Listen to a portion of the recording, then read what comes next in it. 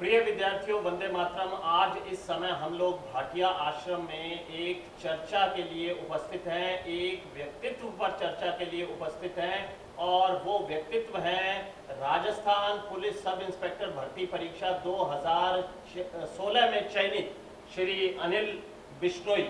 तो अनिल से अपने बातचीत करेंगे। अनिल जी, आपको बहुत बहुत बधाई। धन्यवाद सर, आपको भी बहुत बहुत बधाई। धन्यवाद अनिल जी। अनिल जी, आपकी शैक्षणिक पृष्ठभूमि के बारे में थोड़ा सा बताइए। आपने पहली कहाँ से की और 10वीं कहाँ से की, 12वीं कहाँ से की, ग्रेजुएशन कहाँ से की? जी सर, मैंने पहली से 10वीं तक की पढ़ाई नवीन आदर्श विद्या मंदिर सूरतगढ़ से की है।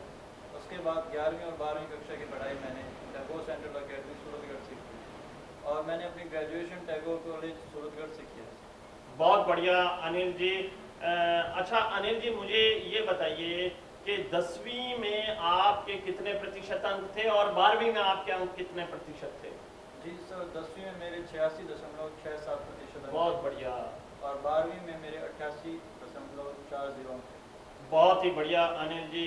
अच्छा अनिल जी, आपके माता पिता क्या काम करते हैं?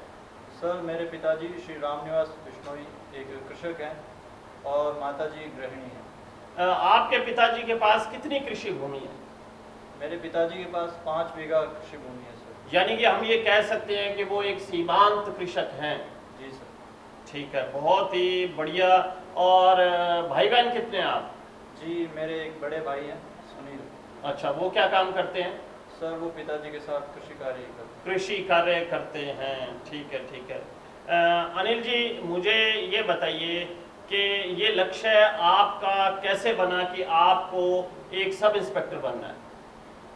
जी, जब मैं ग्रेजुएशन के दौरान हमारे सदर थाना पुलिस में जाता था तो वहाँ पे हमारे मनोज जी शर्मा, हाँ, श्री मनोज शर्मा, ध्यान है मेरे को। शर्मा सब इंस्पेक्टर थे, तो उनको देखकर मैं काफ़ी प्रभावित हुआ और तब मैंने तय किया कि मुझे पुलिस लाइन में जाना है और सब इंस्पेक्टर बनने। उसी दौरान जब सब इंस्पेक्टर की भर्ती आई तो मैंने उसके लिए तैयारी प्रारंभ की। ठीक है। आश्रम से आप कौन से सन में जुड़े? आश्रम से सन 2013 से मैं जुड़ा हुआ हूँ सर। यानी कि जब ग्रेजुएशन का समय था तभी आप आश्रम से जुड़ गए थे? जी सर, ठीक है। ग्रेजुएशन के दौरान मैं आश्रम से जुड़ा रहा। हमारी इस चर्चा में कुछ अन्य लोग भी शामिल आप देख रहे हैं। मैं आपका परिचय करवा देता हूं। आप हैं श्री विजयपाल बिश्नोई, जो कि अनिल के चाचा जी हैं। और एक मैं बात आपको बताना चाहूँगा कि सन 1996 में जब सूरतगढ़ के सेठ रामदयाल राठी राजकीय उच्च माध्यमिक विद्यालय में मेरी पोस्टिंग इतिहास व्याख्याता के रूप में हुई, तब श्री विजयपाल बिश्नोई जो थे कक्षा 12 में वहां पर अध्ययनरत थे और मेरे विद्यार्थी रह चुके हैं। विजयपाल जी, आश्रम में आपका भी बहुत बहुत स्वागत है। आपका भी सर बहुत। और साथ ही बैठे हैं श्री कुलवंत वर्मा। मैं कुलवंत जी के बारे में बता दूं कि ये अनिल के अभिन्न मित्र हैं, बहुत ही खास मित्र हैं। कुलवंत जी दृष्टि बाधित दिव्यांग हैं और इनके अध्ययन में अनिल बहुत ही सहायता करते हैं। इसीलिए आज हमने कुलवंत जी को आमंत्रित किया। और मैं आपको ये भी जानकारी दे दूं कि आश्रम के विद्यार्थी के रूप में रहते हुए कुलवंत जी आईएएस साक्षात्कार दे चुके हैं, आरएएस का साक्षात्कार दे चुके हैं, वरिष्ठ अध्यापक हिंदी के पद पर चयनित हो चुके हैं और कार्यरत हैं। अभी हाल ही में इनका चयन व्याख्याता हिंदी के पद पर हुआ है, जिसे शीघ्र ही ये ज्वाइन करेंगे और आरएएस मुख्य परीक्षा इन्होंने उत्तीर्ण कर ली है और अब इनका साक्षात्कार है। तो कुलवंत जी, आपका भी बहुत बहुत स्वागत है। धन्यवाद सर। और जो व्यक्ति इस समय कुलवंत जी के साथ बैठे हैं वो किसी परिचय के मोहताज नहीं है। सब इंस्पेक्टर का लक्ष्य रखने वाले आप प्रत्येक व्यक्ति उन्हें जानता है। आप हैं श्री महेंद्र गोदारा और इस बार सब इंस्पेक्टर भर्ती परीक्षा में इन्होंने 7वीं रैंक अर्जित किया। आप इनका आश्रम के YouTube चैनल पर साक्षात्कार भी विस्तृत रूप से देख चुके हैं। आप अनिल के अभिन्न मित्र हैं और दोनों का अध्ययन पहली से लेकर आज की तारीख तक एक साथ बददस्तूर जारी है। तो महेंद्र जी को भी हमने एक अतिथि के रूप में आज इस चर्चा में आमंत्रित किया है। महेंद्र जी, आपका भी आश्रम में बहुत बहुत स्वागत है। तो हम बातचीत कर रहे थे अनिल से। तो विजयपाल जी, ये बताइए कि अनिल की दिनचर्या क्या रहती है? दिनचर्या इसकी पढ़ाई ही मेन रहता है। अच्छा, घर के काम अगर इसको बता दिए जाए तो ठीक पहले है। प्राथमिकता घर के काम की दी जाती है, उसके बाद में पढ़ाई करते हैं। पढ़ाई का नंबर हाँ, दूसरा आता है। दूसरा आता है। ठीक है, ठीक है, ठीक है। जिसने पहले इसको बोल दिया कि ये काम है तो वो प्राथमिकता इसको ये देता है। और सुबह कितने बजे उठ जाता है ये? सुबह जल्दी उठ जाता है, 4 बजे। 4 बजे खड़ा हो जाता है। और फिर पढ़ाई और घर का काम भी, कृषि कार्य में भी सहयोग करता है, इसका 7 मतलब? बजे तक, 7 साढ़े 7 बजे तक पढ़ता है, उसके बाद में खेती का काम शुरू हो जाता है। ठीक है, बहुत बढ़िया।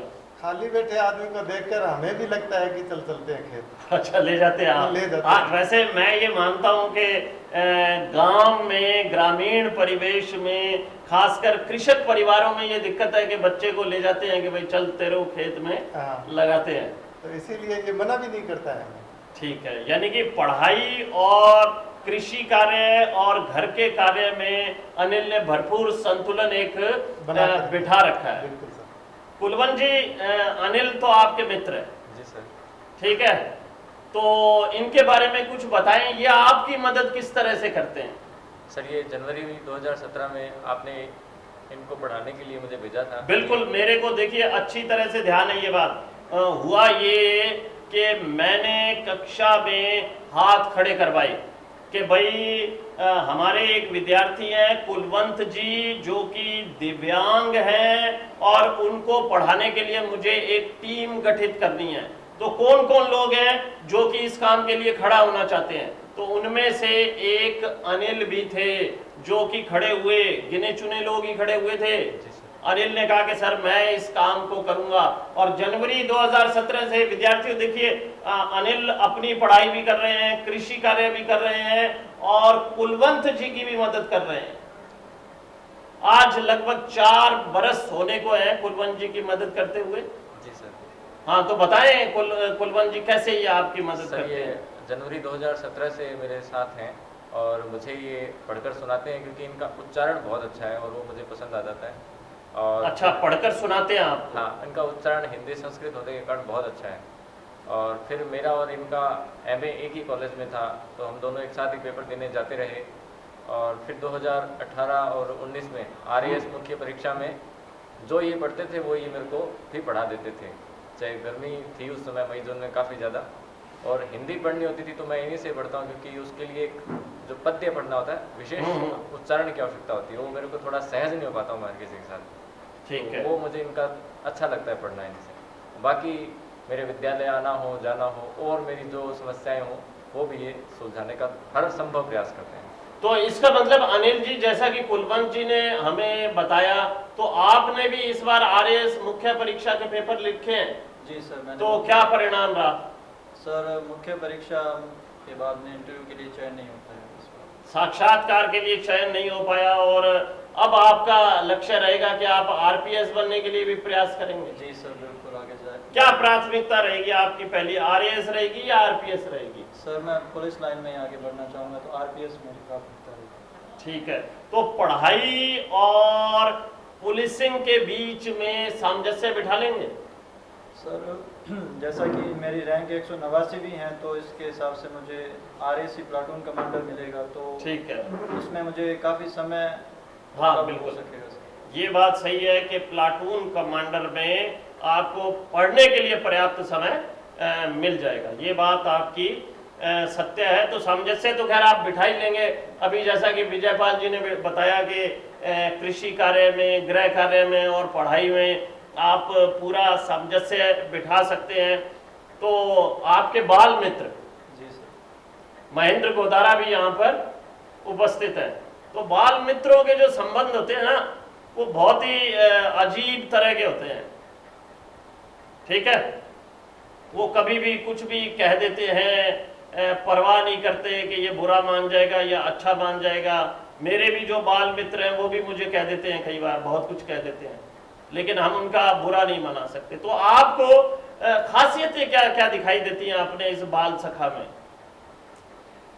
सर सबसे ज़्यादा जो ख़ास बात मुझे अनिल में लगती है कि मेहनत ये करना सबसे ज़्यादा पसंद करता है। कभी मुझे नहीं लगता, आज तक हम साथ में पढ़े हैं, पहले से लेकर आज तक जितनी पढ़ाई की है, तो मेरे मतलब क्या है, कंधे से कंधा मिलाकर ये चलता है और मैं इनके कंधे से कंधा मिलाकर चलता हूँ। कहीं भी मुझे नहीं लगता कि कहीं ये पीछे छूटा है या मैं पीछे छूटा हूँ। यानी कि एक प्रकार से हम इतने ज़्यादा एक भाई की तरह फेमस है कि लोग जो भी हमें देखते हैं वो हमें सगे भाई की तरह मानते हैं कि ये दोनों सगे भाई हैं। बहुत बढ़िया, बहुत बढ़िया। तो तो ये खासियत तो आपने इनकी बता दी कि मेहनती हैं। जी सर। इसके अलावा भी कोई खासियत है? सर इसके अलावा यही खास बात है कि जो किसी भी मतलब लक्ष्य के प्रति अगर जिद कर लेते हैं, जैसे इनका ये है कि पुलिसिंग में जाना है, तो इसके अतिरिक्त अगर जो दूसरी वैकेंसी है, मैंने इनको कई बार कहा कि आप इसका भी फॉर्म अप्लाई करो, तो क्या है कि हंसकर जैसे टाल देते थे कि, तो मुझे कई बार समझ में नहीं आता था, लेकिन धीरे धीरे मुझे महसूस हुआ कि जो पुलिसिंग है उसमें जाने का जो इनका रुझान है, इनकी रुचि ज़्यादा है। तो फिर जो मैंने देखा कि इन्होंने जो सब इंस्पेक्टर परीक्षा है उसके लिए तैयारी की और आगे भी ये जो आरपीएस है उसके अंदर जाना चाहते हैं, तो मैंने ये इनके अंदर देखा सर। बहुत ही बढ़िया। मैं आपको एग्जाम्पल भी दे सकता हूँ कि मेरे विद्यार्थी हैं राजकुमार कसवा, आजकल वो आरएएस हैं, पहले वो सब इंस्पेक्टर थे और बाद में आरएएस बन गए। इसी प्रकार से मेरे विद्यार्थी हैं सौरभ तिवारी, वो पहले सब इंस्पेक्टर थे और फिर वो आरपीएस बन गए। तो बिल्कुल पुलिसिंग करते हुए बहुत सारे लोग जो हैं सब इंस्पेक्टर से आरपीएस बने हैं। तो मैं ईश्वर से इस बात की प्रार्थना करता हूं कि अनिल भी जल्दी हमें आरपीएस के रूप में नजर आए, क्योंकि वर्दी का एक जुनून इनके भीतर है। तो विजयपाल जी, और क्या अनिल के बारे में आप बताना चाहेंगे? क्या खासियत लगती है आपको? खासियत इसका सर स्वभाव, सादा स्वभाव है इसका। ये बात तो सत्य है। जो सत्य है सर वही है, इसके सादा स्वभाव है, सबसे मिलजुल कर रहता है। अच्छा। और पढ़ाई के लिए तो बहुत ही ज़्यादा एक्टिव है सर। बिल्कुल सत्य है, क्योंकि मेरा अनिल से काफ़ी जुड़ाव रहा, और जुड़ाव का जो माध्यम है ना वो कुलवंत है। जी सर। ठीक है कि भाई कुलवंत को लाना ले जाना, ये जुड़ाव रहा। और मज़ेदार बात ये है कि बहुत ही कम बोलता है, बिना स्वार्थ के। हाँ। स्वार्थ नहीं देखता। स्वार्थ नहीं है। हाँ बिल्कुल नहीं। ये बात सही है। और अभी तो मेरे को एक शिकायत भी अनिल की प्राप्त हुई और आपको भी प्राप्त हो गई है मुझे लगता है। बिल्कुल हो गई है सर। और वो शिकायत क्या है? चलिए विजयपाल जी आप ही बता दीजिए कि भाई इनका भाव कुलवंत के प्रति कैसा है? सर कुलवंत जी के प्रति भाव इनका ये है कि ये इनकी मदद करने के लिए जोखिम भी उठा लेता है। हाँ बिल्कुल सही बात है। ये मोटरसाइकिल पर चूरू इनको ले जाने के लिए मोटरसाइकिल पर चले जाते हैं। 200 किलोमीटर का सफर है। बिल्कुल सही। बहुत ज़्यादा सफर है सर। बिल्कुल लंबा। इसीलिए मैं इनको कई बार कह चुका हूँ कि अगर आपको जाना हो तो मुझे बताइए, मैं कोई व्यवस्था करवा देता हूँ मोटरसाइकिल पे। बिल्कुल, मैं भी आपकी बात से पूर्णतः सहमत हूँ कि इतना लंबा सफ़र मोटरसाइकिल पर नहीं करना चाहिए। और ये बात मुझे अभी कुछ समय पहले ही पता लगी है, कुछ दिन पहले ही पता लगी है कि ये लोग बाइक पर ही चूरू तक चले जाते हैं, उन्हें छोड़ आते हैं जब भी इन्हें अपने पोस्टिंग प्लेस पर जाना होता है कुलवंत जी को। तो भविष्य में अनिल जी और कुलवंत जी हम ध्यान रखेंगे कि किसी प्रकार का रिस्क हम लोग नहीं लेंगे। तो कुलवंत जी और क्या खासियत आप अनिल की बताना चाहेंगे? कोई बुराई भी बता दीजिए। सर ये 2017 में शुरू में आए तो मुझे पता लगा कि इनका पटवारी का प्री पेपर पास हुआ है। अच्छा अच्छा। तो मैंने कहा भाई आप तैयारी क्यों नहीं कर रहे, आप पढ़ाना मेरे को बंद कर दो, कुछ दिन तैयारी करो आप। हाँ। तो ये माने नहीं, इनके साथ ही एक और थे, तो इन दोनों को मैं बहुत जिद की मैंने। तब ये पेपर तो देने गए, लेकिन मुझे अच्छा लगता कि ये भी ये उत्तीर्ण करते। लेकिन अब ये बढ़िया बात है कि इनका उप निरीक्षक में चयन हो गया। तो ये पटवारी अच्छा, पटवारी में इनका मुख्य परीक्षा में चयन नहीं हुआ। हाँ, तब पटवारी की मुख्य परीक्षा भी होती थी। हाँ, उस समय हुई। तो ये देने के लिए बड़ी मुश्किल से मैंने इनको मनाया कि आप देकर आओ, मैं आपके लिए हर संभव व्यवस्था जो मेरे से हो सकेगी, आपको रहना है या आपको जयपुर में कोई जगह का पता नहीं है, मैं आपको सारा बताऊंगा। तो ये बड़ी मुश्किल से माने, और मैं मानता हूँ कि ये यदि दे के आते तो उसमें भी चयन होता। अगर सीरियसली देकर आते, देकर तो आए। हाँ, लेकिन यदि तैयारी करते और बहुत ही प्रयास करते तो उनका श्योर चयन होता है उसमें इसका। बिल्कुल बिल्कुल बिल्कुल, ये मेरा भी मानना है। चलिए, खैर, अंत भला तो सब भला, हम ये कह सकते हैं। अब ये बातें गौण हो गई, लेकिन फिर भी मुझे व्यक्तिगत रूप से कुलवंत जी ये लगता है कि ये रिस्क इनको नहीं लेना चाहिए और पटवारी का पेपर देना चाहिए था। हाँ। सीरियसली देना चाहिए था और चयनित होकर दिखाना चाहिए था, जैसा कि महेंद्र ने किया था। जी सर। तो महेंद्र जी, और बताएं, आप दोनों का तो पहले से साथ रहा है, कोई ऐसी घटना आप मित्रों की, क्योंकि घटनाएं बहुत होती हैं, जिसका स्मरण आपको हो रहा हो? सर, बहुत सी घटनाएं हैं जिनका कई बार जैसे स्मरण करता हूं तो मुझे कई बार जैसे हंसी भी आती है और कई बार जैसे आश्चर्य भी होता है कि इस प्रकार की जो कई प्रकार की हरकतें हम लोग किया करते थे। जैसे सर कि जो मुख्यतः मुझे याद आ रहा है कि हम स्टार्ट से पहली कक्षा से साथ में ही पढ़ते थे, और एक जो बात, एक रोचक और एक जो बचकानी बात मुझे जो याद आ रही है कि जब अनिल के चाचा जी की शादी थी तो अनिल और हम क्या है कि इतने घनिष्ठ मित्र हो चुके थे कि अनिल का घर जैसे मेरे घर से थोड़ी दूर था गांव में, लेकिन क्या है कि वही बात है कि जैसे बच्चा है तो उसके लिए वो काफ़ी दूरी है, उसके लिए तो जयपुर जितना ही दूर है। ठीक और है। घर वाले जाने भी नहीं देते।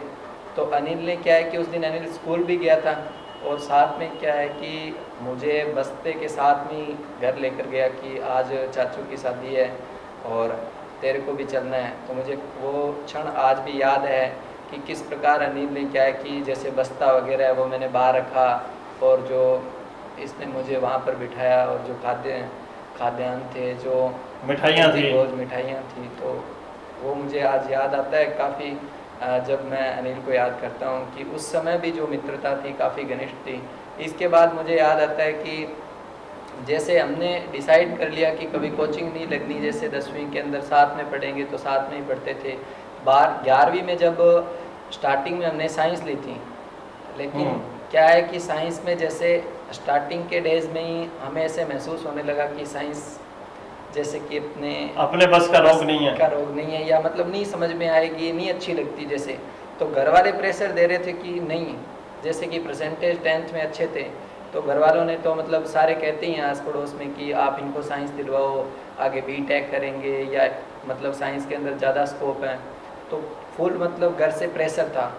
जबकि हम दोनों ने ये डिसाइड किया, जैसे कि अनिल ने, जैसे मुझे याद आ रहा है कि मुझे घर से बुलाया और कहा कि साइंस में तो पंगा है, अपने इसको छोड़ दें तो अच्छा है। तो साइंस क्या है कि हम दोनों ने डिसीजन किया, घर पे बताया भी नहीं कि हम साइंस छोड़ रहे हैं, और हम जाकर आर्ट्स वाली क्लास में बैठ गए और आर्ट्स ले ली। फिर घर वालों को मुझे लगता है 5-6 महीने बाद में पता चला कि इन्होंने साइंस छोड़ दी और आर्ट्स ले ली। घर वालों ने काफ़ी कहा कि आपने ये क्या किया है, हमें बताया नहीं। लेकिन मैं मानता हूँ कि उस समय अगर मैं बताता घर वालों को तो मुझे लगता है कि हमें साइंस वापस वो बिठा देते कक्षा में, और जिसमें रुचि हमारी नहीं थी वो वापस हमें उसके अंदर जाना पड़ता। तो फिर हम दोनों ने क्या है कि 12वीं के अंदर आर्ट्स के अंदर दोनों ने राजस्थान मेरिट के अंदर स्थान हासिल किया, और वास्तव में फिर घर वालों ने, आपकी दूसरी रैंक थी और अनिल जी आपकी क्या रैंक थी? मेरी 19वीं रैंक थी सर। 19वीं रैंक थी। जी सर, ठीक है। तो फिर घर वालों ने क्या है कि उतनी मतलब 12वीं मेरिट आने तक क्रोध बरकरार था हमारे पर कि आपने क्या है कि साइंस क्यों छोड़ी, और आस पड़ोस वाले भी कह देते थे जैसे कि ये क्या काम किया है, इतने होशियार थे, आर्ट्स ले ली, अब आगे इनका कुछ नहीं बनने वाला है। तो फिर क्या है कि घर वाले थोड़े शांत हुए थे, और फिर जो अगली चुनौती हमारे दोनों के समक्ष थी कि अब आर्ट्स कला के साथ में हमें कुछ बड़ा करके दिखाना था। और फिर जो इसी कड़ी के अंदर हम दोनों साथ के अंदर भाटिया आश्रम पहुँचे, और फिर हमने RS की तैयारी है वो वहाँ से स्टार्ट की, और आपका जो मार्गदर्शन है वो हमें बराबर मिलता रहा। और इसी क्रम में जैसे कि पारिवारिक परिस्थितियों को और देखते हुए रोज़गार पाना ज़रूरी था, तो हम दोनों ने पटवारी परीक्षा साथ में दी और मेंस भी हमने दोनों ने दिया। और जैसा कि मुझे याद आ रहा है मेंस हम दोनों साथ ही देने जयपुर पहुंचे थे। और अनिल का जैसे कि कुलवंत जी कह रहे हैं, सच बात है कि अनिल का उस समय कोई पटवारी के अंदर इतना जो रुझान नहीं था। अगर ये तैयारी करते तो श्योर सिलेक्शन होता, तो इन्होंने तैयारी नहीं की। उस समय मुझे कुछ महसूस हो रहा था कि जैसे कि ये तैयारी नहीं कर रहे हैं तो सिस्टम डावाडोल है, लेकिन ये ऐसे जिद्दी हैं कि समझाने से मानते नहीं। तो मैंने बहुत समझाया अनिल को कि ये अगर परीक्षा पास हो जाएगी तो आगे अपनी और तैयारी कर लेंगे। हाँ बिल्कुल, मेरे को भी लगता है कि छोटा आधार मिल जाता है तो ज़्यादा व्यवधान नहीं आने वाला इससे कोई। अगर व्यवधान भी आएगा तो अपने जैसे कि इसके अंदर अवैतनिक अवकाश देके भी तैयारी कर लेंगे। लेकिन अनिल को शुरू से ही ये था कि जैसे पुलिस के अंदर ही जाना है। बहुत बढ़िया। हमेशा मुझे कहता ये रहता था कि पुलिस ही है, और उससे वास्तव में मेरे अंदर भी एक, मैं मानता हूँ कि पुलिस के प्रति जो रुझान है वो जागा, कि वास्तव में पुलिस, मुझे खुद को महसूस हुआ कि जो पुलिस के अंदर जो कर्तव्य और जो समाज को सही मार्ग पर लाने की जो शक्ति है, वास्तव में जो पुलिस के अंदर है वैसी शक्ति किसी में नहीं है। क्योंकि जो एक कहावत है कि भय बिना प्रीत नहीं होती, भय बिना प्रीत न होए, यानी कि जो भय है वो पुलिस ही क्या है कि जनता में ला सकती है, और उसके बिना जनता क्या है कि सही मार्ग पर नहीं। बिल्कुल आप सही फरमा रहे हैं महेंद्र जी, क्योंकि पुलिस के पास राजदंड है, पुलिस के पास राज शक्ति है, कानून और व्यवस्था का संचालन करना पुलिस का दायित्व है। तो इसीलिए मैं भी कहता हूं कि पुलिस तो पुलिस ही है, पुलिस के जैसा कोई नहीं। खैर अनिल जी, आप मुझे ये बताइए कि अब आप सब इंस्पेक्टर बन चुके हैं, हालांकि आप खुद ही मानकर चल रहे हैं कि आपकी रैंक के कारण आपको प्लाटून कमांडर मिलेगा, तो आप अपने इस दायित्व के प्रति क्या सोचते हैं? जी सर, जैसा कि मैंने बताया कि प्लाटून कमांडर मुझे मिल सकता है इसमें, तो जो वर्तमान में उसके प्रति मेरी निष्ठा होगी वो तो किसी प्रकार से कम नहीं होगी। जो उसके कर्तव्य होंगे पद के वो तो मैं पूरी श्रद्धा से निभाऊंगा। उसके साथ ही साथ मुझे आगे जो RPS के लिए तैयारी करनी है वो भी मैं साथ में जारी रखूँगा सर। अच्छा, अब आपके चयन से, आपके और महेंद्र के चयन से गांव में क्या माहौल बना हुआ है? सर, गांव के जो बाकी युवा जो तैयारी कर रहे हैं उनमें भी काफ़ी उत्साह का माहौल है, क्योंकि एक होता ही है जैसे कि कोई गांव का व्यक्ति लगता है जॉब में आता है तो गांव में एक ऊर्जा का माहौल है, और काफ़ी युवा हैं जो अभी आजकल आके हमसे पूछते हैं कि हाँ कैसे तैयारी करनी है, कहाँ से क्या पढ़ना है, तो काफ़ी परिवर्तन है सर। अच्छा, एक ना मैं हमेशा कहता हूँ, मैं कोई आलोचना तो कर नहीं रहा, कोई अन्यथा ना ले ले, कि गांव में एक पीपल का पेड़ रहता है, उस पीपल के पेड़ के नीचे कुछ लोग सुबह से ही ताश खेलने में लग जाते हैं और पूरे गांव का विश्लेषण, एनालिसिस करते रहते हैं, कौन लड़का पढ़ रहा है, कौन लड़का नहीं पढ़ रहा, बहुत सारे कमेंट्स भी करते हैं, कहीं ना कहीं दबाव क्रिएट करते हैं। तो क्या आपके साथ ऐसा नहीं हुआ कि जब आपको ये कहा गया हो कि भाई नहीं, ये अनिल तो वैसे ही है और अब इसको BA किए हुए तो इतने साल हो गए और अभी तक ये कोई नौकरी नहीं लगा, महेंद्र तो पटवारी लग गया, अनिल तो पटवारी भी नहीं लग सका, तो क्या ऐसा बातें सुनने के लिए आपको नहीं मिली? कुछ छिटपुट बातें ऐसी सुनने में आई थी जब मेरा पटवारी परीक्षा में चयन नहीं हो पाया था, लेकिन मैंने उनको सकारात्मक रूप में लिया कि अगर ऐसी बातें हो रही हैं तो मुझे कुछ ऐसा करके दिखाना है जिससे लोगों में ये भ्रम ना रहे कि पढ़ने में कमज़ोर है या ऐसे कुछ। तो उसके पश्चात मैंने SI की जब भर्ती आई तो उसके लिए खूब मेहनत की और आज मैं सफल हूँ। तो वो लोग ही सारे जो सुनने में आता था कि कुछ बातें करते हैं पीठ पीछे, तो उनके आज मुंह बंद हैं और वो सामने आके बधाइयाँ दे रहे हैं सर। चलिए, ये तो बहुत ही बढ़िया बात है। लेकिन अभी विजयपाल जी थोड़ी देर पहले ही मुझे बता रहे थे कि कांस्टेबल में भी आपने एक गलती कर दी। कांस्टेबल के फिजिकल में एक गलती कर दी। वो गलती जो है हमारे विद्यार्थियों को बता दीजिए, बड़ी काम आती हैं ऐसी गलतियां, क्योंकि उससे सीखने के लिए मिलता है कि अनिल ने वो गलती की थी इसलिए हम उस गलती को दोहराए नहीं।